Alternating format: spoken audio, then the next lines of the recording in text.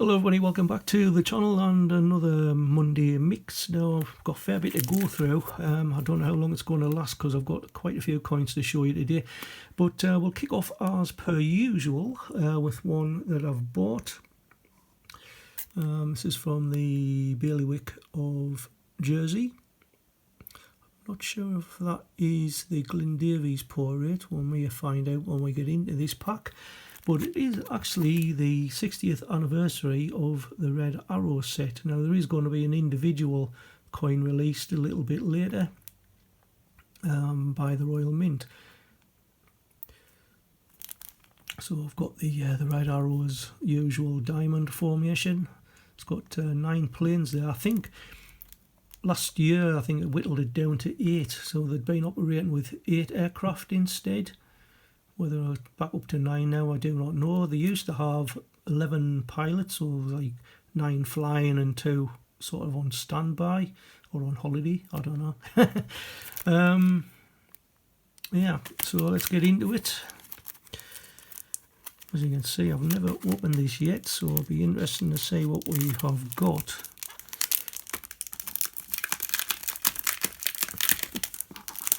Now, I put myself on sort of like an early waiting list, and I did actually get it for about £10 cheaper than what the standard price was. There you go, you can actually read that at your leisure if you just pause the video.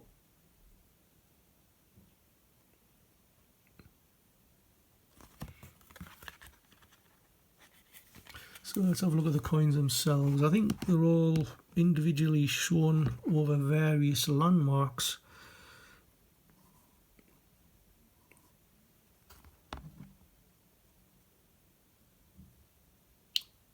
So I'm presuming that one is Edinburgh Castle. Doesn't actually say.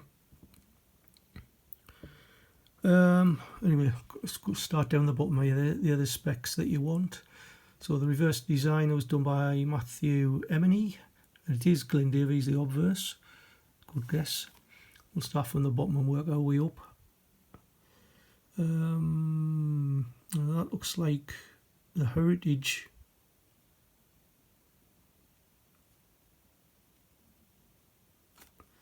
of Jersey. Is that the Millennium Stadium? It's got Cardiff on.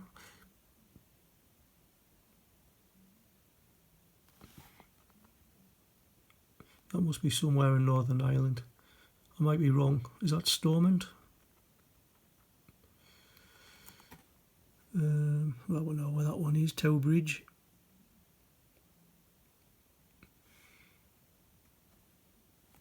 They are silver in colour, by the way, not gold. I've got the light shine on them.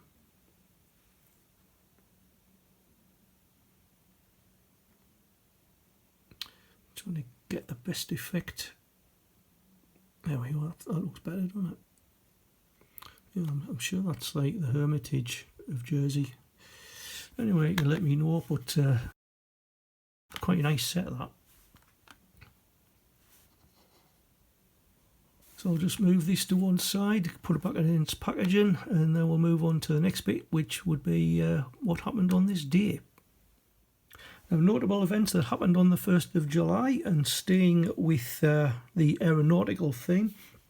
Born on the 1st of July 1903 was the English aviatrix Amy Johnson. I know it does actually say there English aviator, but I think the feminine term is aviatrix. She became famous by trying to do a solo record flight between London and Darwin in Australia, but unfortunately missed the deadline by 3 days. But she gained popularity for her exploits. She was actually known as Queen of the Air in the British Isles. Unfortunately, she did lose her life in 1941 on a routine flying mission for the Air Ministry, and she went missing somewhere near the Thames estuary. Also born 1st of July 1961 was Diana Spencer, later to become Princess Diana, consort to then the Prince of Wales, and now King Charles III. Notable deaths on this day was Marlon Brando, who died in 2004, the famous singer Luther Vandross in 2005, and Michael Landon, who was probably better known as Little Joe. He also was in The Little House on the Prairie. He died in 1991 following pancreatic cancer. Events-wise, in 1903, the first Tour de France took place. In 1997, Hong Kong returned back to China after 156 years of British rule. In 1916 was the first day of the Battle of the Somme. Overall, 420,000 British losses, 194,000 French and 440,000 casualties on the German side. And over 20,000 actually lost their life in the very first day of battle. In 1867, the Dominion of Canada was established. So today is actually Canada Day. It used to be called Dominion Day up until 1982. Came about because of the possibility of a confederation between the colonies of British North America, which was discussed actually through the mid-1800s. And on July the 1st, 1867, the Dominion was formed through the British North America Act that was actually approved by the British Parliament. It consisted of territories then called Upper and Lower Canada and of New Brunswick and Nova Scotia. The Act actually divided Canada into the provinces of Ontario and Quebec and included provisions for other colonies and territories to join in the future, which made possible the growth of Canada into its present form. Also on this day, in 1863, was the first day of the Battle of Gettysburg, which was during the American Civil War. I believe it lasted 3 days, quite a bloodied battle. Within the space of about 5 minutes, 82% of the men in one regiment from Minnesota were actually killed. The number of casualties at Gettysburg amounted to almost 10 times that of D-Day. Now, has anybody ever owned one of these? The Sony Walkman. Now, Sony actually introduced the Sony Walkman way back in 1979, which revolutionised the way people listen to music. Fortunately, you can only use it as a cassette player, and you couldn't use it to record anything. Obviously, now it's like MP3 files, etc. Now, the number one song way back in 1968 was the Rolling Stones. Jumpin' Jack Flash was the second week at number one, which leads us quite nicely on to not a spotlight on, but in case you've missed it, which I very nearly did. I was alerted to the fact that the latest commemorative sales figures came out for 2022. Now, way back in February, might be late January, the 2020 figures were actually released, and a few weeks after that, the 2021 figures came out. Now, normally, the Royal Mint have been issuing these figures 3 years after the event. So, for instance, 2019 would have been issued in 2022 and so on. But the only reason I think that they've released them now is because of the late passing of Queen Elizabeth. So I believe they only gave you up until the end of December 2022 to buy any further coins with Queen Elizabeth portrait on, and the rest were going to be melted down. Right, so we'll kick off with the Rolling Stones £5 coin. Now, I will try to give you the figures as much as I can, because there is a few that I'm still trying to put together. But the Rolling Stones had a total mintage of 17,596. 13,116 were in the Royal Mint packaging. And for trade packaging, which you'll probably hear me mention throughout this, trade packaging is those that have been sold loose to third parties, such as Change Checker, Coin Club, etc. There was also a colorised version where the Rolling Stones was actually in red, I believe, and that was a mintage of 7,523. Next up, we've got the Seymour Panther, part of the Tudor Beast series. This 2022 release had a total mintage of 19,027. 13,047 were in sort of a Royal Mint packaging, and in this form that I've got in my hand, 5,980 was the trade packaging, because I got mine from Change Checker. The Lion of England, again from the Tudor Beast series. This had a mintage of 19,585, 12,705 were in Royal Mint packaging, and in the trade packaging 6,880. Next we've got the lunar year of the tiger, mintage of 31,396, of which 22,610 were in Royal Mint packaging, and trade packaging 8,786. Next up is the 100th anniversary of the discovery of Tutankhamun's tomb. This had a total mintage of 26,273. On my right, the Royal Mint packaging 12,277. The trade packaging on the left 13,418. There was also a coin and stamp cover of 578. Next up is the 40th birthday of the then Duke of Cambridge. I think he's now known as the Prince of Wales.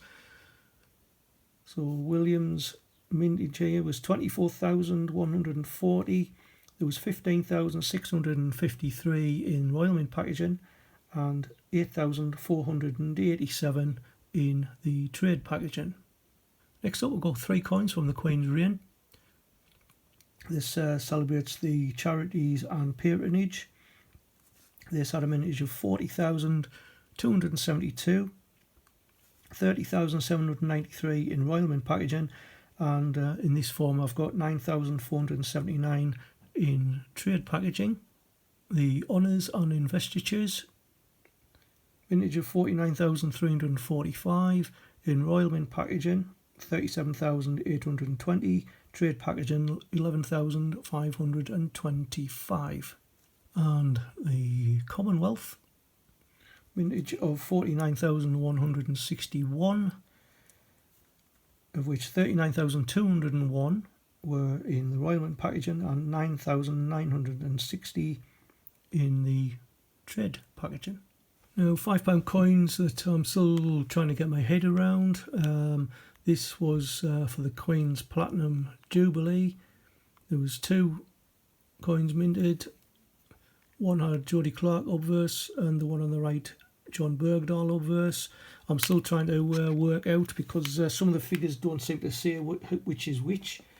And also the Queen's reign, 1926 to 2022, with the King Charles portrait on the obverse. Again, that one, I do not know what the figure is exactly, so I'm going to have to look into that one. There's also the Tale of Peter Rabbit £5 coin, which I don't have. That had a mintage of 27,135, of which 18,408 were in Royal Mint packaging, 8,727 in trade. They also did a colour BU version, and that had a mintage of 8659. In addition, we had this £5 base proof coin, the Four Nations, which could only be bought at the Royal Mint, part of the Royal Mint exclusive. This had a mintage of 2,965.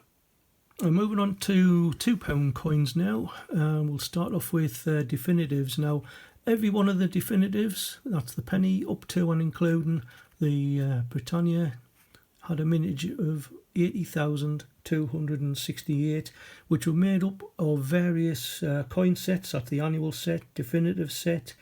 There was a wedding journal coin set, farthing bairn coin set, hello little one my first coin set, and there was also a set of coins issued along with 4 coins from 1952, obviously because of the Platinum Jubilee. But in annual sets there was 40,873, and definitive set there was 26,156. There was also 4,993 in trade packaging of all of the definitives as well. Next up we've got the FA Cup £2 coin, celebrating 150th anniversary of the FA Cup. Mintage there 86,414, and this was made up of a coin and stamp set cover of 1,792. There was a striker run of 5,496. Trade packaging 42,746. And the Royal Mint packaging that I've got on my left here, 36,380.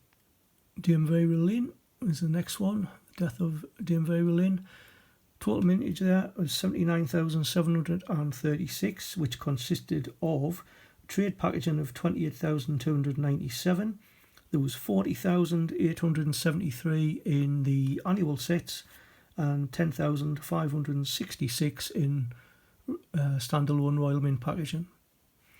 For the Alexander Graham Bell, which was part of the Innovation in Science series, celebrating the 100th anniversary of the death of Alexander Graham Bell, mintage there of 90,336. Trade packaging 33,546. Again, annual set 40,873 and 15,917 in the individual Royal Mint sets. And the last £2 coin to show you is the 25th anniversary of the £2 coin. Total mintage there of 28,540. This consisted of 12,844 in Royal Mint packaging, trade packaging 13,998, and there was also 1,698 in a 3-coin effigy set. Now that mintage apparently, I think it does include, as you can see on the back there, that little privy mark. Apparently some of them were issued without that privy mark on. So I believe that is part of the 28,540. Right, I'll finish off with the 50 pences. I've already showed you the £2 coin, but this is also out of the Billion Uncirculated sets. As I've already mentioned, 80,268. You can go back and listen to what I said, how that was broken down. Now, the Platinum Jubilee, again, that's one I'm going to have to work out. I mean, this is the circulated version, but we've actually got the two there, both Billion Uncirculated. One again with the Jodie Clark portrait and one with the John Bergdahl obverse. Now you can get all these figures from the Royal Mint website. If you just go on to the collect, and then underneath it says commemorative coin sales, and you can go back, I think, as far as 2005. But the next one up I've got is the Commonwealth Games, which is the 22nd Commonwealth Games that was held in Birmingham of that year. There we have a mintage of 113,538. There was 12,469 in individual Royal Mint packs. Coin and stamp set cover of 552. It was in the annual set, 40,873. Trade packaging, 56,887. And there was also a strike run which had 2,757. Now, in addition to that base 50 pence, there was also colorised versions of the same coin, each one for each nation. You could buy them as a pack of 4, or you can buy them individually. Now, I made the mistake of adding them all individually to the basket, and therefore missed out on the free cardboard box, but never mind. So first up we've got England. This had a mintage of 7,425, of which 4,928 were in the individual pack and 2,497 in the 4-pack together. Wales had a total mintage of 4,995, 2,498 were in the individual packs, and I've already mentioned how the 4-coin set was sold. Scotland, total mintage of 4,994, 2,497 of the individual packs, which was the same as the amount of the 4-coin together. And lastly, Northern Ireland, 4,987, and 2,490 of the individual packs were sold. Now, on the back there we've got the sort of a limited edition 5,000. That was for Scotland. The same for Northern Ireland. Same for Wales. But the English one was 7,500. Next up we have the Tooth Fairy 50p. Now the only difference between this and the standard Royal Shield was that little Privy Mark star in the bottom. Now I was quite lucky enough to find one in a hunt about a year or so ago, but the total mintage for this one was only 2,471, so quite a very low mintage. Next up we've got part of the Winnie the Pooh and Friends series. This is EO, 61,094, of which 18,358 were in the Royal Mint packaging and 42,736 in the trade packaging. There was also a coloured version of the EO which had a mintage of 12,098. Next up we've got the 50 Years of Pride UK 50p, 56,860, which consisted of coin and stamp set cover of 1,319, Royal Mint pack of 14,428 and trade packaging of 41,113. There was also a colourised version in the Royal Mint pack, and this had a mintage of 33,825. Next we've got Alan Turing at a mintage of 52,092. Trade packaging, one on the left, 37,423, and in the individual Royal Mint packs, 14,669. Another one from the Winnie the Pooh and Friends series. Now there was a colouride version of this which was 11,244, but the base metal mintage 54,455, consisting of Royal Mint of 16,080 and trade packaging of 38,375. Next up we've got Winnie the Pooh and Friends, 59,580, consisting of a striker run 4,190, trade of 37,625 and the Royal Mint pack of 17,765. There was also a colourised version of 12,234, but obviously that is not included in that figure on the bottom left hand corner of the flip. Next up we've got the 100 Years of the BBC, mintage there of 86,522, trade packaging 40,750 and the BU Royal Mint pack there 45,772. Next up is the first of the Harry Potter coins, mintage there 102,442, consisting of a striker run of 2,569, Royal Mint packaging 49,590 and trade packaging of 50,283. There was also a colourised version of 34,782 and a colourised version in the Advent calendar of 943, which gave a total mintage of 35,725 in the coloured version. Next we've got the Hogwarts Express. Again, this one had a striker run, but the total mintage was 85,426. Striker run was 3,277. Trade packaging 44,863 and 37,286 in the Royal Mint packaging. There was also a colourised version of 27,885. Next we've got the Snowman and Snow Dog of mintage of 62,229, which consisted of trade packaging 44,664 and Royal Mint in a sort of a greetings card 17,565. There was also a colourised version in an Advent calendar of 1,056 and also in this Royal Mint packaging of 8,500, total of 9,556. Now I've skipped past the memorial 50 pences because I don't think they were actually mentioned in the commemorative figures, so I can't really give you those. 2023 is after that, so hopefully we might get them in a few years' time.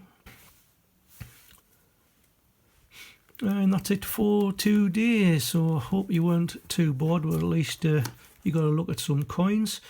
I'm just recording these just after England won 2-1 against Slovakia, so they're into the quarterfinals. God knows how. But nice red arrow set there, by the way. So I'll just like to say thank you for watching. Keep on hunting, enjoy yourselves. I'll see you in the next one, and look out for 50p hunt on Wednesday, because got something special coming up. Bye for now.